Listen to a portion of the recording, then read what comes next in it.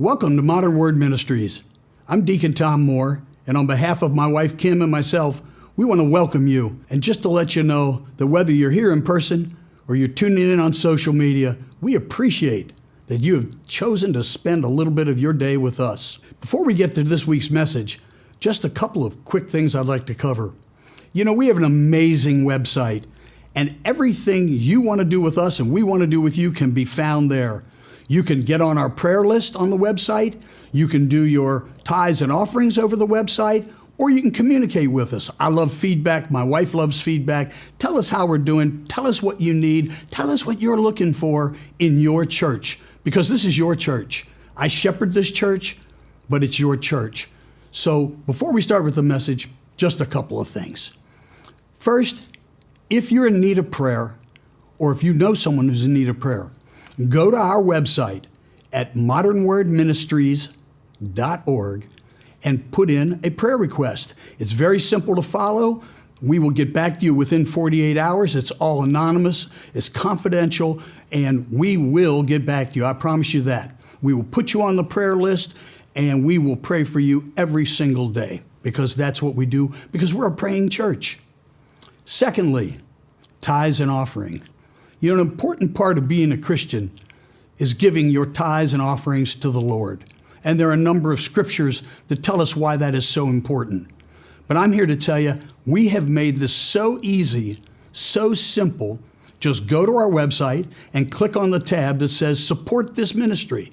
It'll take you from there. It's so easy, even I could do it. So again, thanks for coming out today. And now here's this week's message. Good morning. I'm Deacon T, and I'll be bringing you the Word of God today. Welcome to Modern Word Ministries. The message this week is entitled The Power of the Father. And you might immediately think I'm talking about God the Father, and in many references I am, but that's not really the true intent. I wanted to talk about the power of fathers in our lives, the power of fathers in the history of mankind, and the power of fathers to change, to mold, to shape the course of history. You know, things have changed so much in the last, I don't know, 20, 25 years, 30 years, I don't know. In the last short little while. I remember where parents could spank or whip on their kids pretty darn hard, and that was just parental prerogative, and in fact, it was good parenting. Today, if your child goes to school and has a bruise on his arm where his mother grabbed him and jerked him out of the refrigerator, they're going to call family services and the police, and it's going to turn into a big to-do. And quite frankly, in my opinion, it's a lot of what's wrong with our kids today. But what I want to talk about first started in the Bible years and years and years and years ago in the Old Testament. And it was about the blessing of the Father. And in many, many scriptures, and I have a few today that I'm going to read to you, and I want you to go check them out. But I really just want to have a conversation with you more than just sit here and read scriptures. But the blessing of the Father, that way it was a formal process where the Father actually put his hands on his eldest son and said, I'm blessing you, I'm giving you this inheritance, here's what your future is about, and actually gave him a blessing for the future. Something like, you know, your light is going to shine very brightly. And I have an example that if we have time, I'll read later. It was a big deal. It was a formal deal. even if it happened in an informal structure, like in a tent in the middle of the desert. It was still a big, big deal. And what happened as a result of this blessing is that everybody else then knew who the special heir was, who was taking over the land, who was going to run the family, who was going to be in charge of that tribe, so forth and so on. So it was, more than just, I want you to do well, son. It was a whole lot more than that. And within society, it was really how people knew who was who and what was what, because they knew who got the blessing. As time moved on, that formal structure, that like laying on of the hands and what have you, has really dissipated, and it's really been watered down. And today, I don't know what I could compare it to. Maybe it's because we write a will, and in the will it says, I give this one of my children this, and I give somebody else something else, and maybe it's like that. But I think one of the really, really important things about the blessing from the old days that is missing or completely gone today, that I think is absolutely critical, is the formality of the father taking his son by the hands, by the shoulder, however he did it, and putting his hands on this man and saying, son, I give you the following. You are my main heir. You are the person who's going to carry on our family name, our family heritage, our family trade, our family traditions. You are responsible. It doesn't come with just a blessing. Every blessing comes with responsibility. You are responsible for looking out for your brothers, your sisters, your mother when I am gone. I'm going to be looking down from heaven on you to see that you are carrying on my legacy in the appropriate way. Any of us who had a father in our life, or even if we didn't, know that we wanted our dad's blessing. And when we didn't get our dad's blessing, we would try extra, extra hard. I think most of us can relate to saying, watch me, Dad, watch me, Dad, watch me, Dad. I'm going to go on the swings, Dad. Watch me, I can swim all the way across the pool, Dad. Watch me, I can go to the bottom, Dad. Watch me, Dad, I can hit a home run, Dad. Watch me, Dad, watch me, Dad, watch me, Dad. Watch me, Dad. In the last 40 years, things have changed within the family.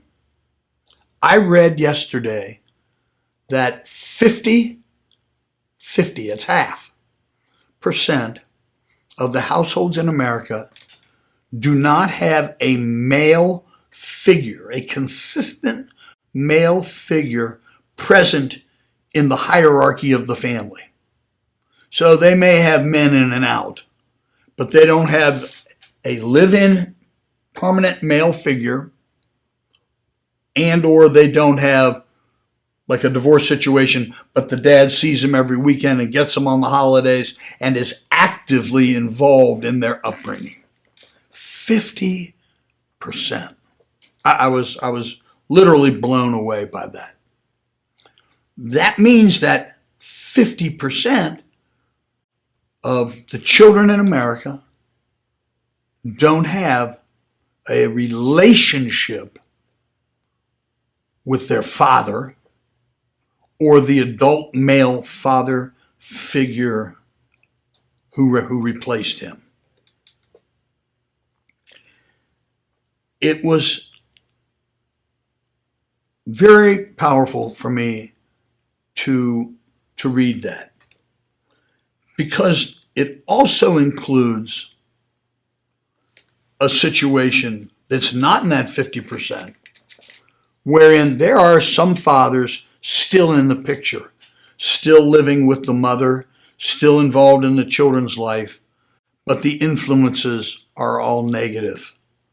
The father is addicted to drugs or alcohol. The father is abusive to the mother or abusive to the children. That's verbally, physically, sexually, emotionally, whatever, abusive. So the father is in the family unit, setting bad examples for his children. I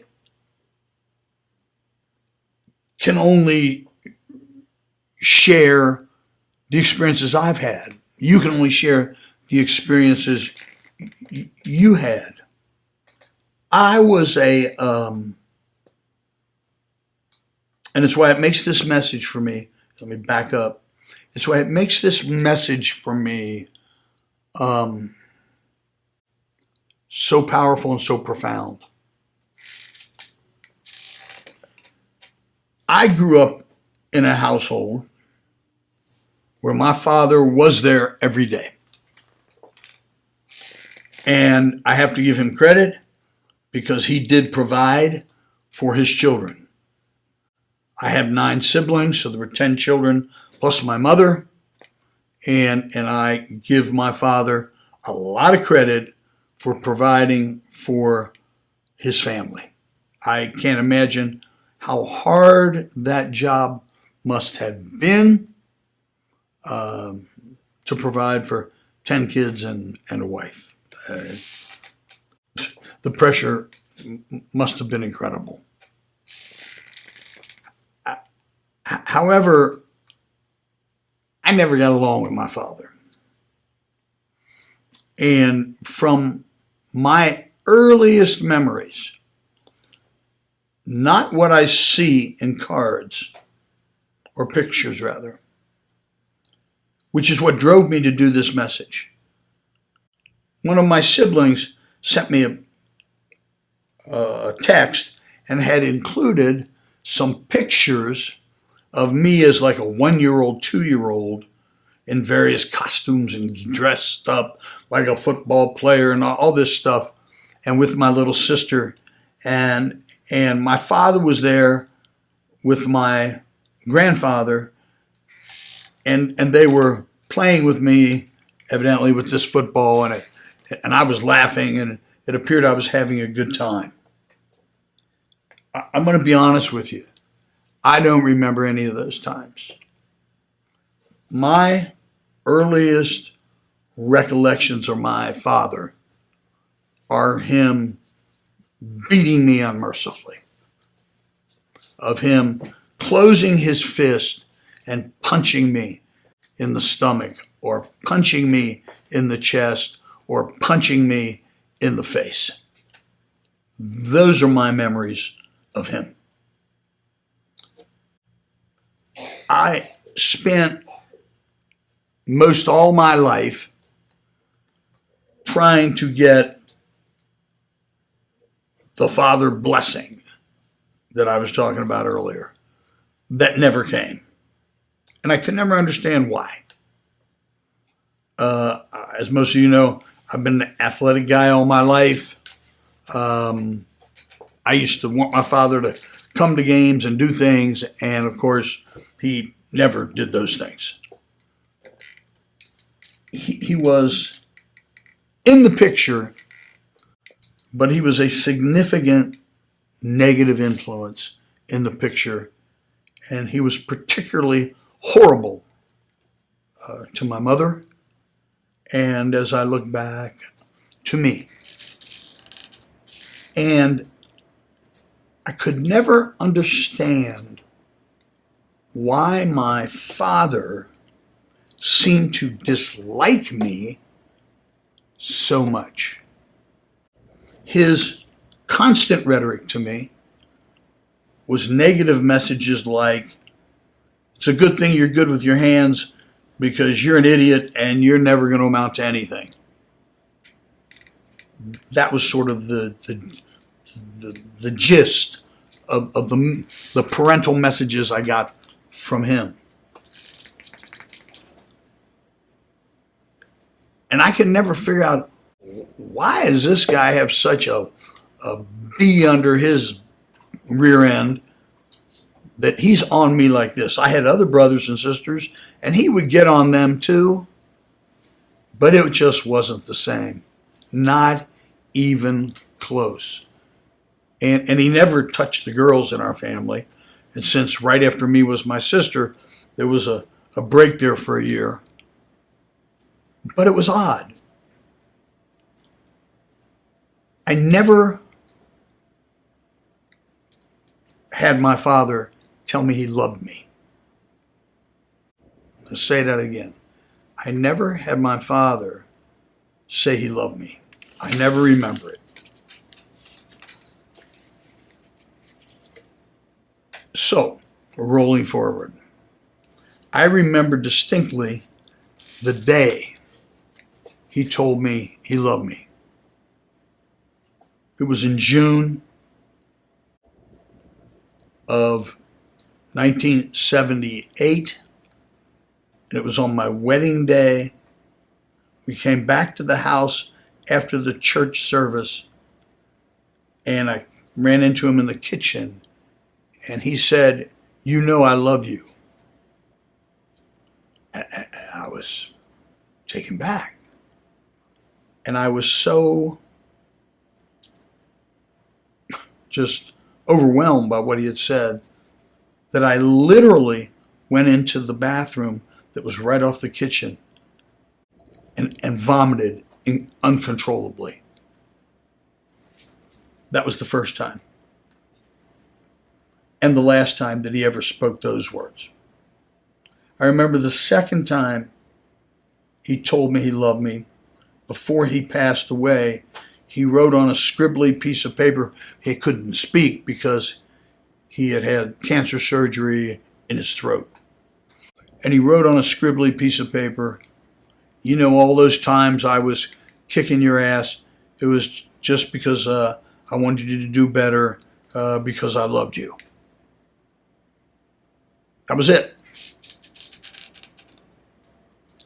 When I was 50 years old, I found out through happenstance why my father disliked me so much. My father was a guy who broke my nose, who broke my orbit of my eye, literally beat me unmercifully. And when I was 50 years old, I found out that when my mother and father were dating, my mother got pregnant, and my father was forced to marry my mother, someone he didn't want to be with, someone he didn't love, but society seemed to think that was the better path. And so, he looked at me and he thought I was the outcome of his misfortune because he didn't love this woman and didn't want to be with her. And he was Catholic, so he doesn't practice birth control. So the next thing you know, he has 10 kids. But at the beginning of all that horror story, it was just me. I was the guy who did that. I tell you all that, not to garner some sort of sympathy or empathy, but to lead in to part 2 of the story, which gets back to the power of the Father. My paternal grandfather knew things weren't working out with my father. And on this given day, my father threw me out the front door of the house and punched on me till I was unconscious. And when I woke up, I got on my bicycle and I rode 32 miles. I was 14. I rode 32 miles to my grandfather's house. And he had this big old farmhouse with this farm. If you're old enough, you remember the show Green Acres. It was just like that. And I said, I can't stay there anymore. I can't let this guy beat on me anymore. I got to get out. And if I can't stay with you, I appreciate that. But what I'm not doing is going back to him. Long story short, I ended up staying with my grandparents and never lived at my parents' home again. And interestingly, never got beat by my father again. Never. My grandfather knew I was a hurting, struggling, abused kid. And he hugged me and kissed me and put his hands on me and showed me how to do things and showed me love and he showed me understanding and he showed me compassion and he helped me and he was fun to me and I knew he loved me. He didn't walk around every day going, love you, love you, love you. But he would just say it in passing. When I was little, he called me Speed. He said, hey, Speedy, love you. I was 15, 16, 18. He didn't drive. He had a bad eye, so he couldn't drive. And I got an early driving permit at 15 so that I could drive him to work because he lived way out in the country. And I would drive him. He'd jump out of the car and he'd say, Speedy, love you, buddy. And it changed the entire course of my life. It changed everything. So that little story is why, and I looked at these pictures that my brother sent me the other day, and it's what really triggered me doing this message. We are called on as men of God, by the way, or single women who are raising children, who have to be fathers too. We are called on to build for our children models that they can follow, things that good parents are supposed to do and that good fathers are supposed to set the role model for. If you don't know this, I'm about to tell you,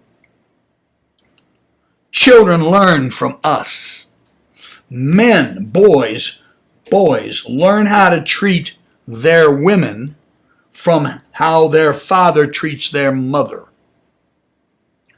Note to self, men. Women, girls, learn what expectations to set for how they will be treated by men based on how they observe their father treating them and their mother. So what I'm saying is, if boys observe a not so good dad, they're going to be a not so good husband and dad themselves. If girls observe dads or moms who have different boyfriends every week, let the dude sleep over, anybody around can sleep in there with mom, blah, blah, blah, blah, blah. Shocking. When these girls get older, they have terrible time getting solid commitments. They've got boyfriend. They got trouble. And they learned it from us guys or women. We set the tone for our children. I think you love your child. God knows I love my kids.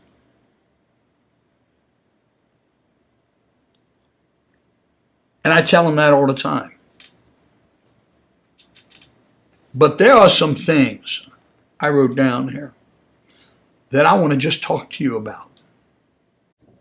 Now, I said this was about the father, but in this society where half of the houses, the woman is the father and the mother,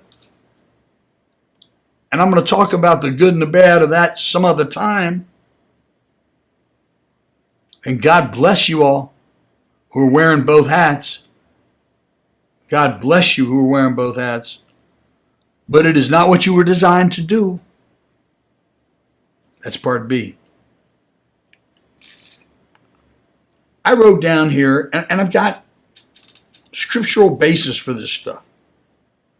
And I don't want to get too long, and I want to get to all this. So I'm going to do this. I'm going to talk about these things and where they are in Scripture. And then I'm going to post a list of the Scriptures on Facebook so that you can see it. But these are attributes of a godly father. See, that's what I want to be. A godly father, not a goodly father. I don't want my kids to all have 4 cars each, but don't know right from wrong. You with me?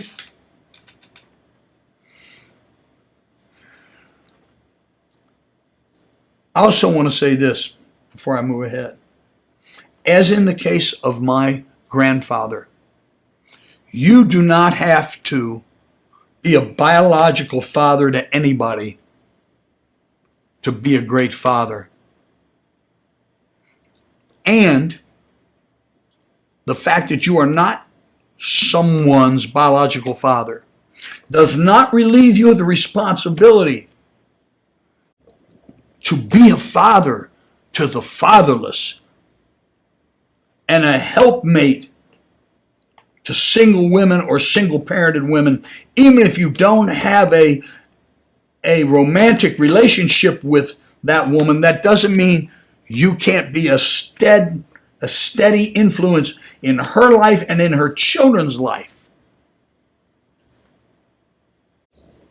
So here's some attributes of godly fathers. If you want to write these down, it's going to appear on a test. I'm just telling you that. And the test is going to be when you get to the pearly gates. And they say, okay, what kind of father are you? Were you a godly father? So here are the attributes. I just wrote them down. That you demonstrate forgiveness. In other words, when things go wrong, you show, you demonstrate, not what you say, what you do.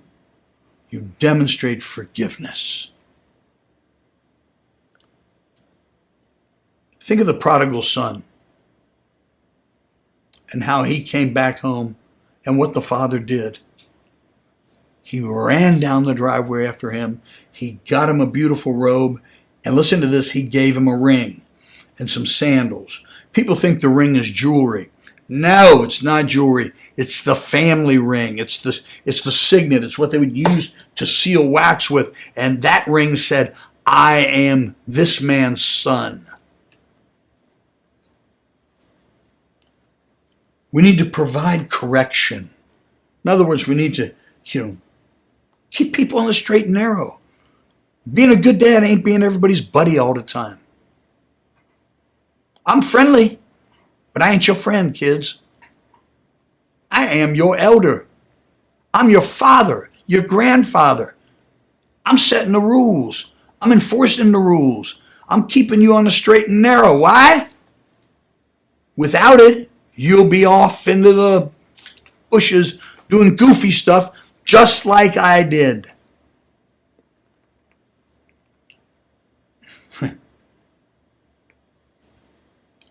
We have to impart wisdom.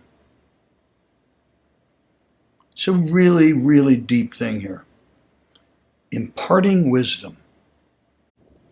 Wisdom is the application of knowledge and understanding. See, I know a lot of people that know everything, and they are very unwise. They don't know how to look at a situation and understand how to use the information correctly. They're smart, but they're very unwise.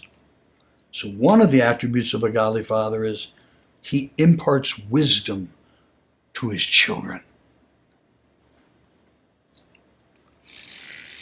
He provides for his family. Everybody knows what this means. I'm going to spend 2 seconds on it, but I'm just going to tell you this. There is no excuse on this earth, unless you are totally handicapped and can't do anything. But if you're able-bodied, there is no excuse for you to not provide for your children. Yes, you divorce Shaniqua. You cannot divorce your children. There's no such thing. You owe those children a living. And depending on what the law says, you may owe your ex-wife too. Not my problem. I don't want to hear about it. And if you don't support your family, I refuse to be your friend. You are not a man if you do not support your family. Enough said.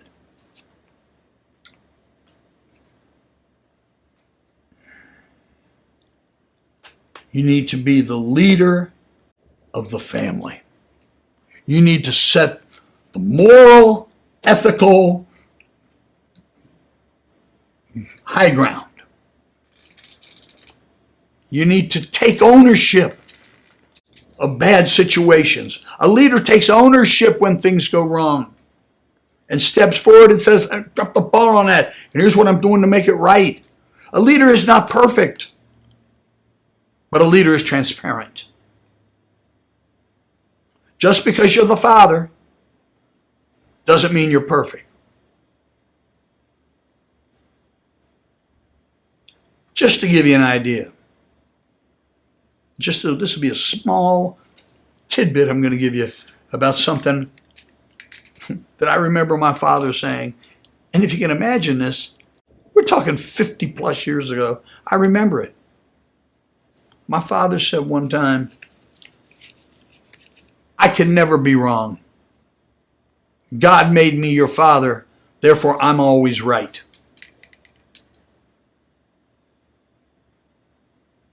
What? I didn't make that up. Lastly,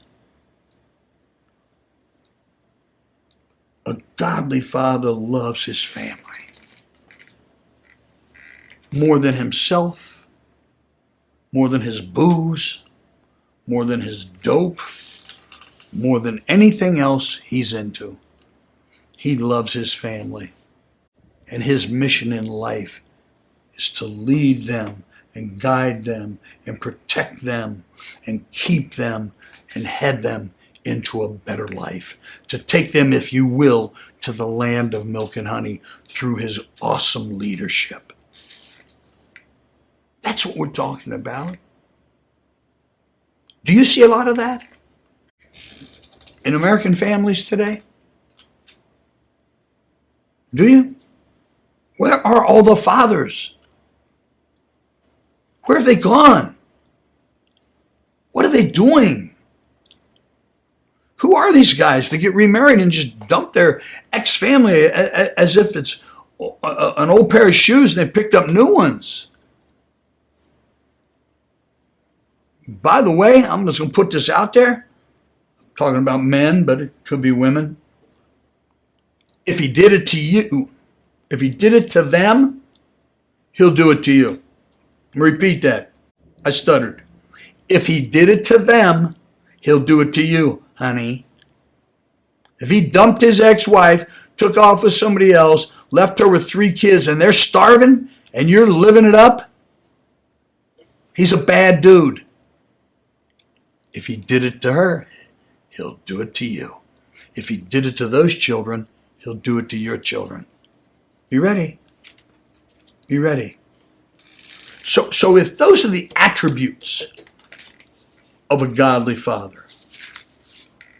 What are the roles of a father?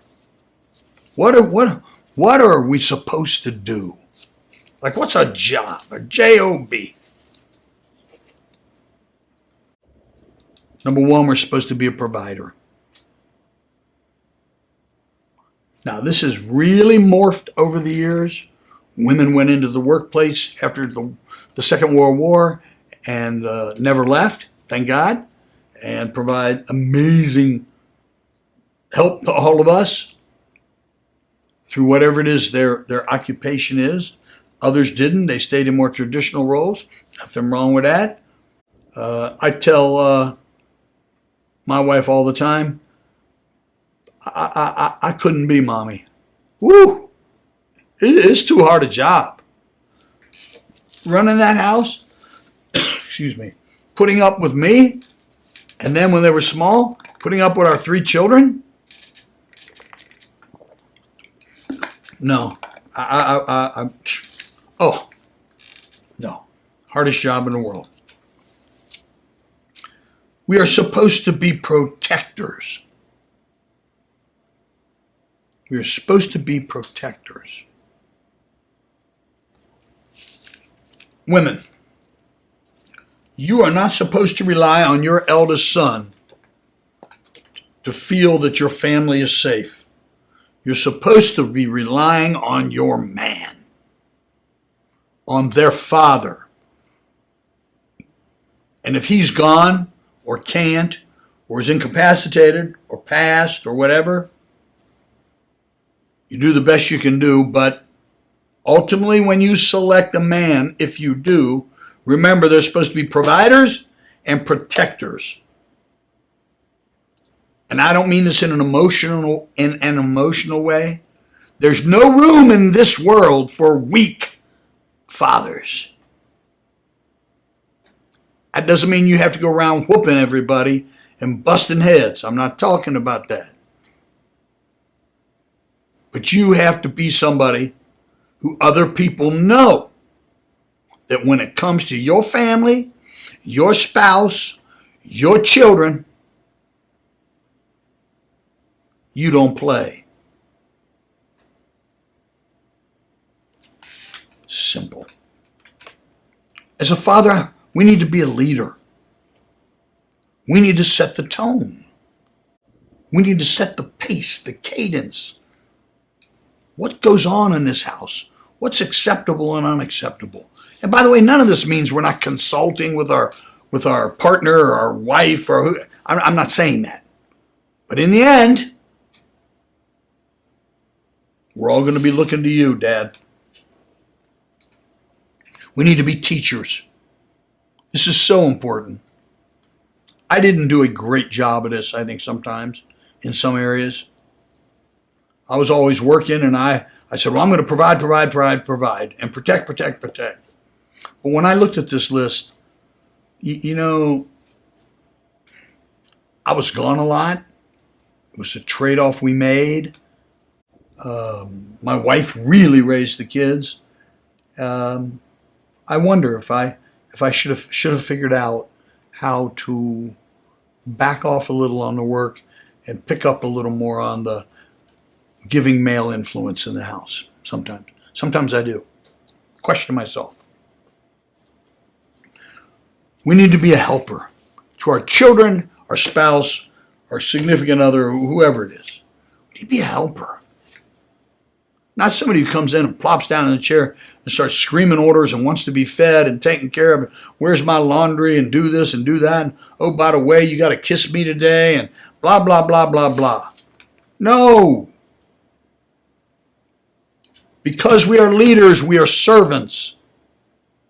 I've preached this so many times. I know you know this. You cannot be a good leader if you are not a good servant, helper, servant. If you are not serving your spouse, serving your children, serving your family, don't talk to me about how you can be a good leader. You need to be an encourager. Now, this is an area where I think I did do a good job, and this is an area where my father sucked, quite frankly. You're an encourager. Good job. Way to go, Mike. Come on, buddy. I know you can do it, man. Come on. Good God. You were great today, dude. Yeah. Yeah. That's awesome. Yeah. Way to go, Carly. Yeah. Yeah.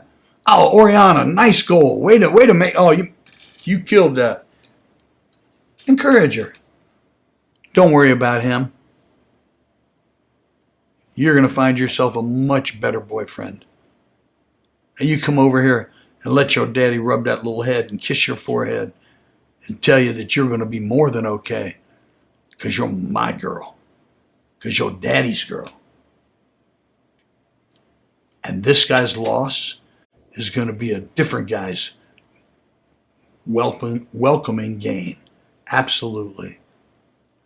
Because you're a treasure. Because you're fabulous. Because you defy every law of nature. Because you are just perfect. God made you perfect. I tell my children that all the time. All the time. You're perfect. I believe this is a John Legend song. You're perfect in all your imperfections. God gave you to me perfectly. Absolutely. And the last role of father is to be friendly. Have some fun. Chill out. Spill soda. Let it be okay. Drop that ice cream cone because it melted to the side. Let your kids put weird costumes on you. I tell you, at this point in my life, I don't care anymore. I'll tell. I used to let my daughters make me up, dress me up, put goofy hair things on me. I had no hair. I looked like a complete wacko. And those girls and my granddaughter loved it. It was the bomb for them. Watching movies, oh my goodness. Oh my goodness. The cartoons and movies I watched, I'm like, I wonder if it did brain damage to me and like killed brain cells. I was talking about it last night, how I would play games with them, intentionally messing up the characters, even though I've seen 1,000 SpongeBob movies, SpongeBob episodes. I'd call him like, oh, look, it's Sponge George. And they would jump up and they would say, Daddy, it's not Sponge George. Oh, my goodness. And then they would talk to each other. I can't believe Dad doesn't even know SpongeBob. You know? I cherish those memories. I cherish those memories. I cherish the thought that my kids thought I couldn't keep SpongeBob straight. And that they thought that was just horrendous. But it's that kind of stuff.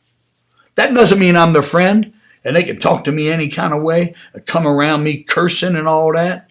No.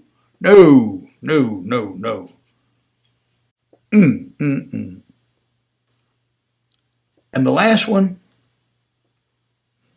or last one we're going to cover here, is the role where we're supposed to make our children and our spouse feel secure. Now, feeling secure is very, very broad. There's physical security, emotional security, financial security, spiritual security. I know people who have tons of money. Their kids are nervous, not sure things are working out. Parents don't get along, open hostility. It's a very insecure environment. And yet I know other people who have very, very little, and the children have no idea and think it's the most wonderful environment ever. And that's our job to do that. It starts with the daddy, or if dad isn't there, it starts with the mom, dad. And it's just our role.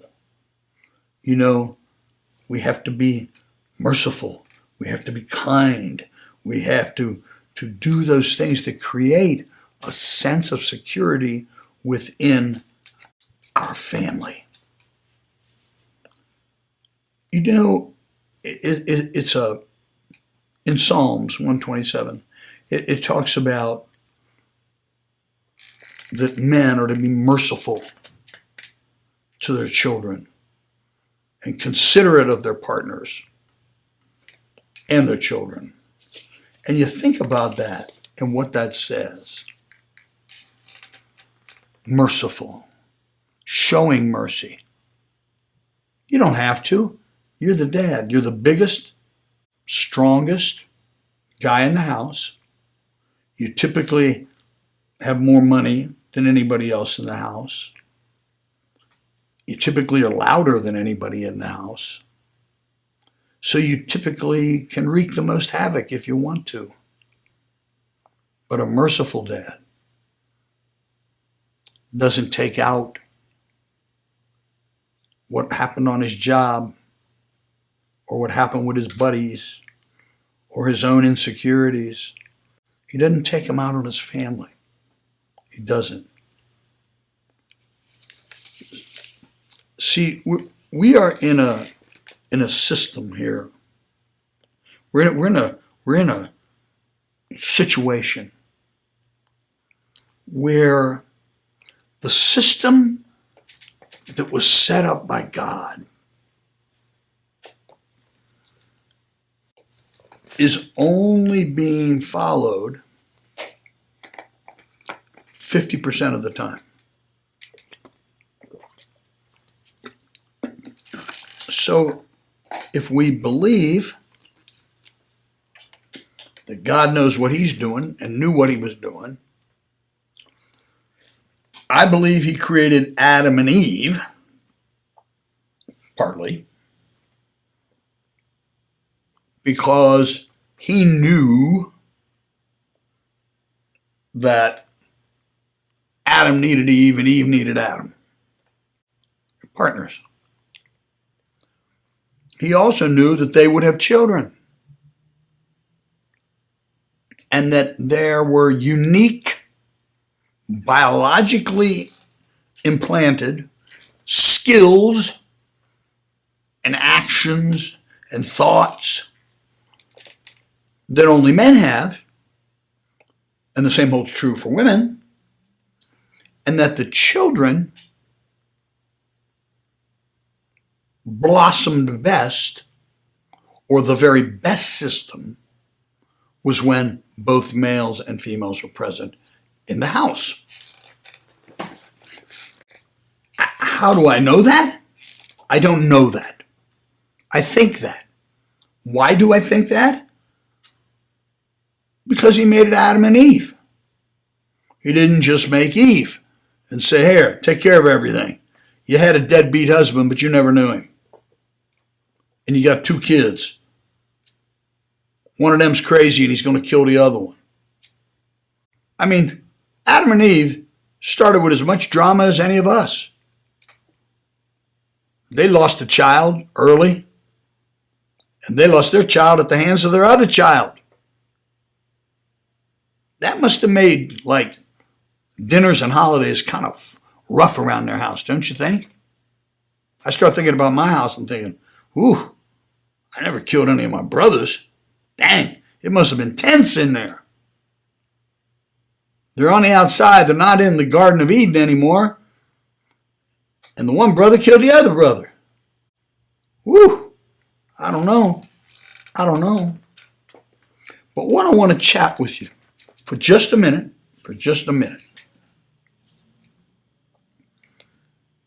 is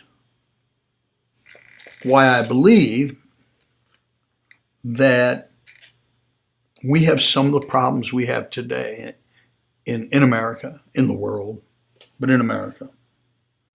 And it's because of the breakdown of the family, the traditional family. And because, as we said, in half of the households in America, there's no consistent positive male presence. Does that mean that women can't raise children alone? Absolutely not. Don't try to say I said that. I didn't. There are women who are raising children on their own who do a fabulous job. It is excessively hard because they're by themselves. It is also excessively hard because our DNA, as designed by God, was designed to be working in cooperation, Adam and Eve, not just Eve. So in order to raise children, the mom has to be both mom and dad.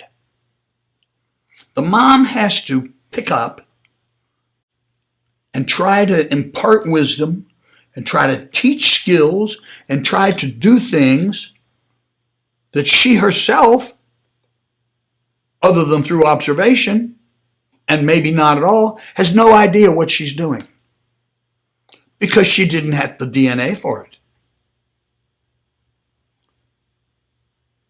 That doesn't mean she can't give it her best shot and do a good job. What I'm saying is it is so much harder. Let's look at this just mathematically, how easy this is. If I'm married and have one child, that means there's 24 hours in a day. I think we all agree on that. And there's two parents.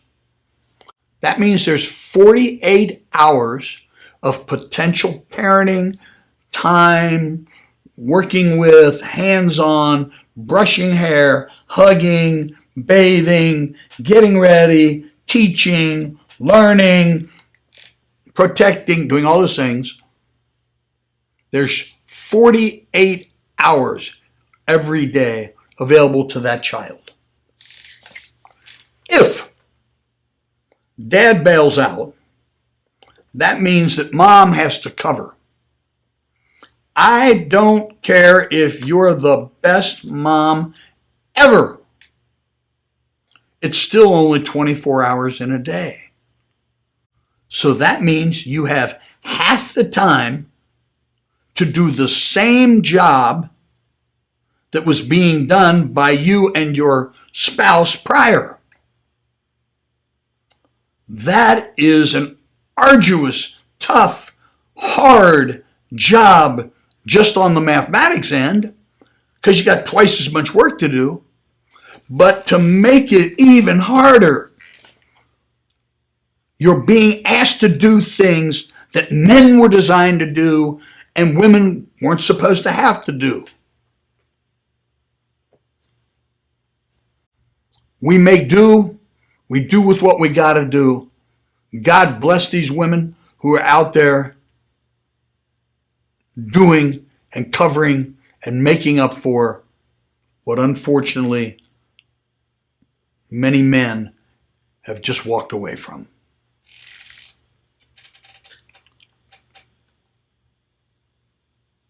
I want to wrap up here today by saying this. And I want to go back to the blessing.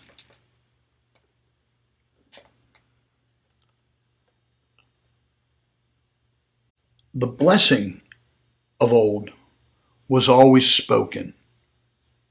It wasn't written down. And it needs to be that way again. A blessing isn't a blessing until I hear my daddy say it. So if somebody says to you, do you tell your children? Well, I'm going to use an example. If someone says to a man, do you know your male children love you? Oh yeah, they love me. Do you tell them you love them? And your answer is, oh, they know. Brother, they don't know. They don't know. I promise you, when they are older and wiser, not today, they will remember when you tell them you love them way more than when you gave them a new Mustang. I promise you. You see, on this subject matter, my father never gave me a car anyway, but I have personal history in this stuff.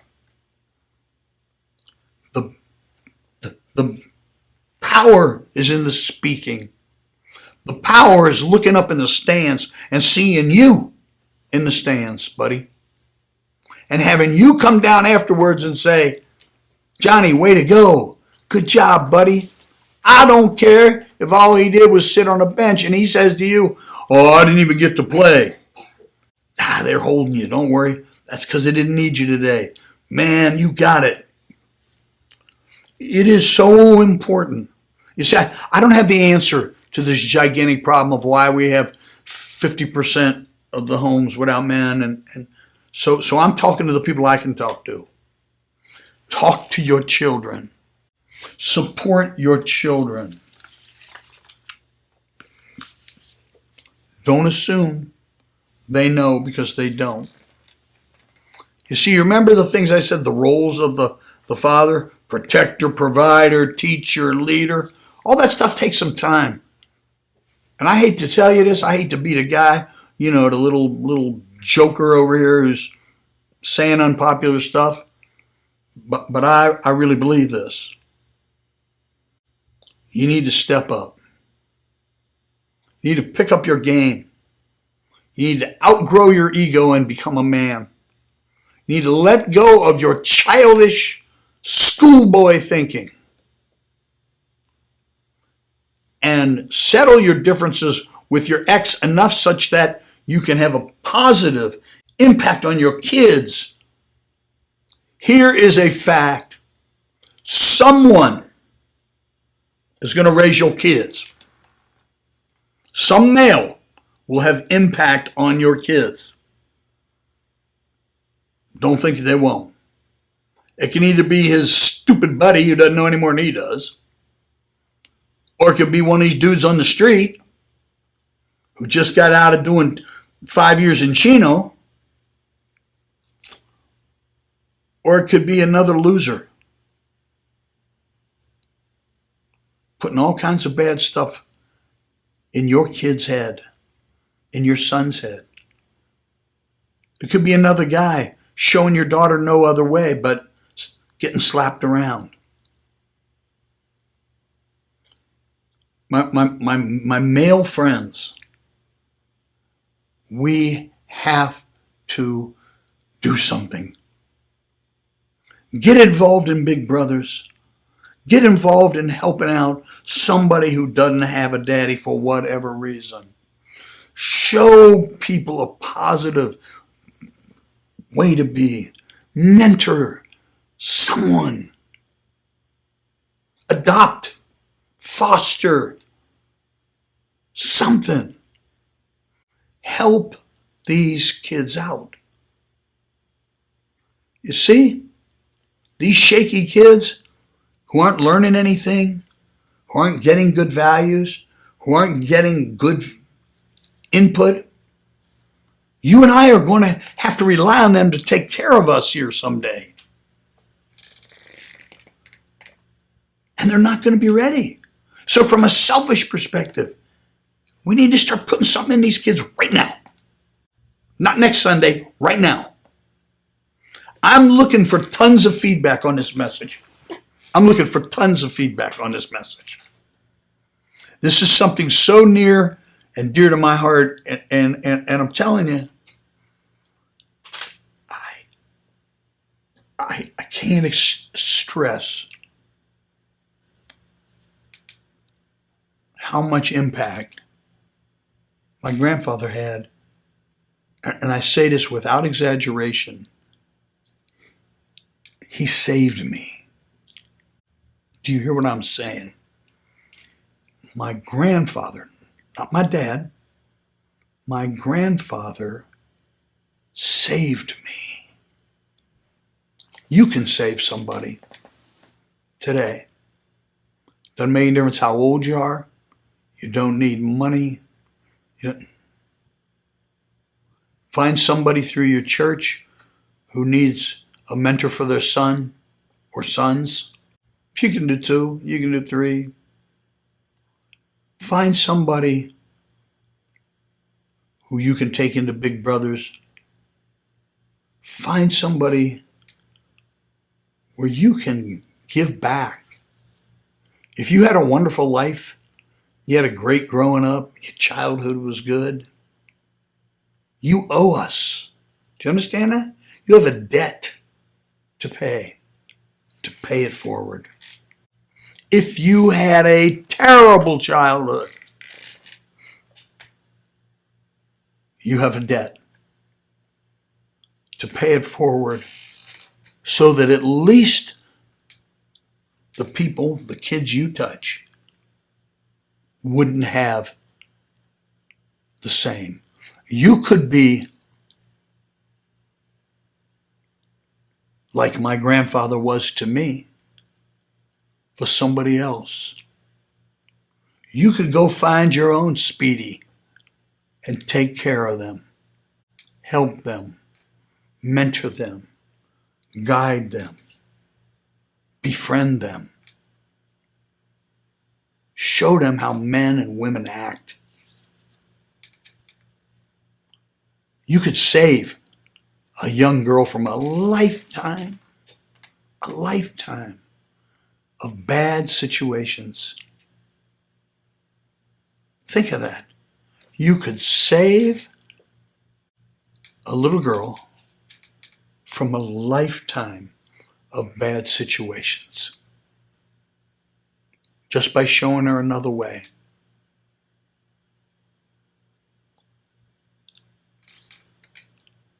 Maria's going to start the music, and we're going to close. And in closing, I want to say this.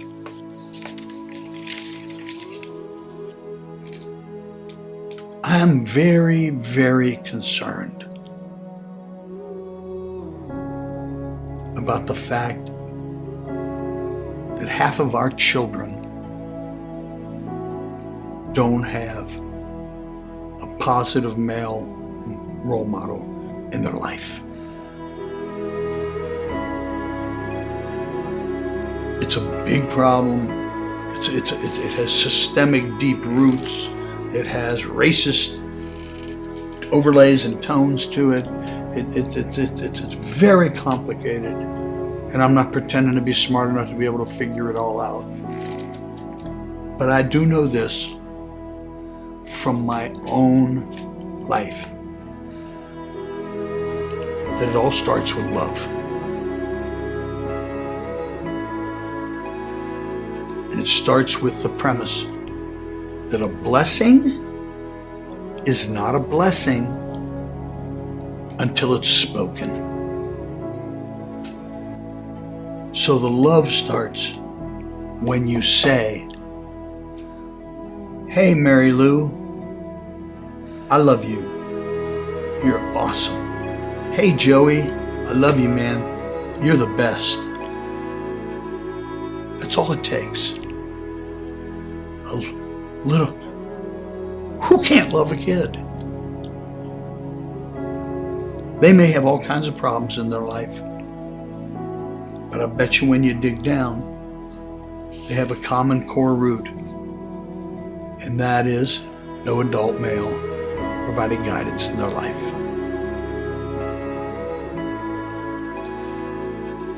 I want you to really think about what we talked about today. I want you to think about a blessing's not a blessing till it's spoken. Go give that young man a hug. Go give that young woman a hug. Tell them you're there for them. Be there. Go talk to their mother and say, "You know what? At church, Deacon T talked about this, and you know what? I got a little time on my hands. How could I help you? How could I help you with your children?" I think you'll find there's way more need than we can even imagine. But I also think you're going to find an unbelievable sense of accomplishment and a sense of doing good. Because after all, loving children who have no sin, they were just born in this crazy world, and their only sin in life is they got crazy parents or a crazy dad. Helping them is the greatest thing as adults we can do. Lord, I thank you for bringing us out here today. I thank you for this powerful message about the reestablishment of the family through the Father. Because you are our Father, Lord, and you are our Father then, and you're our Father now, and you'll be our Father tomorrow. Lord, let us be wise. Let us watch and look at how you have fathered us, and father our own, and those that we bring into our own, the same as you fathered us. If we're not doing right with our own families, give us the gumption and the guts to do right, to go back and make it right, to understand that it's never too late. It is never, ever too late. And that you, Lord, can stitch us back together in the blink of an eye. Give me forgiveness. Give all of us forgiveness for the parents that maybe weren't the best, but were just doing what they were doing. Give us forgiveness that if they'd have known better, we pray they'd have done better. Help me, Lord, to see the error of my ways and to apply discipline to myself, that I might go out in this world and with my mouth and with my actions let some children know I love you. We ask you to do this for us today, Lord, with all your might and all your power, and through the blood of your Son, Jesus, who gives us eternal love and eternal life. And everybody in the sound of my voice shouted, amen. Well, amen, everybody. I appreciate that you were here with me today. I'm going to have like a part B to this coming up. And until then, just remember this. These kids didn't do anything to anybody. A blessing's not a blessing till it's spoken. You got to say it. I love you. Just remember this. God's going to see you through. I'm going to pray for you. This is Modern Word Ministries. You can come as you are, but you'll never leave the same. I'll see you next week, 10 o'clock, modernwordministries.org. Everything's happening here. I love this place. I love y'all. Thank you so much for coming out. Until then, take care.